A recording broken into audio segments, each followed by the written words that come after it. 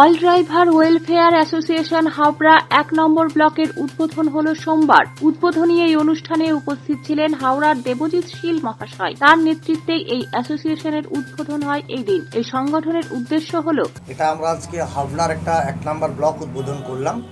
সেটা হচ্ছে আমাদের হাওড়া ব্লক প্রেসিডেন্ট যিনি রয়েছেন মাননীয় দেবজিৎ শীল মহাশয়, ওনার নেতৃত্বে আমরা আজকে হাওড়া ১ নম্বর ব্লক উদ্বোধন করলাম।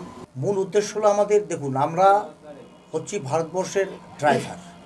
তো ভারতবর্ষে যেরকম একটা দেশকে রক্ষা করার ক্ষেত্রে যেমন জওয়ানের প্রয়োজন আছে, সৈনিকের প্রয়োজন আছে, ল অ্যান্ড অর্ডার মেনটেনের জন্য পুলিশ প্রশাসনের প্রয়োজন আছে, তেমনি যাই জওয়ান, তেমনি যাই কিষাণ রয়েছে যারা আমাদের জন্য আনাজ পয়দা করছে, তেমনি যাই ড্রাইভার কেন হবে না। কারণ একজন ড্রাইভার যদি না থাকে তাহলে আমরা সকাল থেকে ঘুম থেকে ওঠার থেকে রাত্রিতে ঘুমোতে যাওয়া পর্যন্ত এমন কোনো জিনিস নেই যেটাতে আমাদের ড্রাইভারের প্রয়োজনীয়তা নেই।